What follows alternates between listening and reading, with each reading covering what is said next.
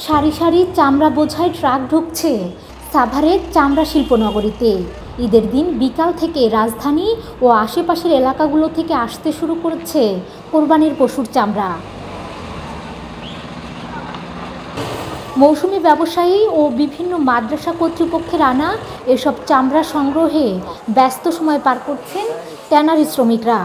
এই চামড়া লবণ দেয়, চামড়া যেন সুরক্ষা থাকে, এই জন্য লবণ দেয়। ঈদের দিনও কাজ কাম করি, জানি মালিক মহাজন টাকা শ্রমিক আমগো বেশি দেয়। শ্রমিকরা জানান, চামড়ার প্রাথমিক প্রক্রিয়া শেষে তা তুলে দেওয়া হবে ড্রামে। এরপর পর্যায়ক্রমে চলবে চূড়ান্ত সংরক্ষণ।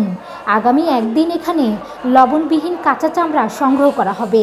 এরপর মাস জুড়েই সংগ্রহ করা হবে লবণযুক্ত কাঁচা চামড়া। আমাদের চামড়া কেনা শুরু হয়েছে, এখনও সব মাল আসা শুরু হয় নাই, রাত্রে বেশি আসবে আর কি। আমরা লবণ দিয়ে চামড়া সুরক্ষা করতেছি। বিক্রেতারা বলছেন, চামড়ার দাম গতবারের তুলনায় একটু বেশি হলেও তা ন্যায্য মূল্যের চেয়ে অনেকটাই কম। বাংলাদেশের বিভিন্ন জেলা থেকে আসি আর কি এই ট্যানারিগুলোতে। পরবর্তীতে তারা একটা ডেট ফিক্সড করে 1 মাস পর আমাদেরকে জানিয়ে দেয়। তার কিছুদিন পর আমাদেরকে প্রতিটি মাদ্রাসায় তাদের অর্থটা পাঠিয়ে দেয়।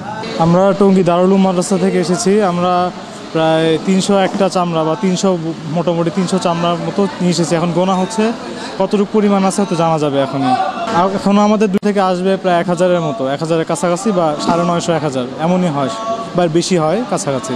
তবে ট্যানারি মালিকরা বলছেন, গরু ও মহিষের চামড়া প্রতি পিস 700 থেকে 800 টাকা দরে কেনা হচ্ছে। এবারের ঈদে 1,10 লাখ কাঁচা চামড়া সংগ্রহ করার লক্ষ্যমাত্রা নির্ধারণ করা হয়েছে। ডেস্ক রিপোর্ট, প্রতিদিনের বাংলাদেশ।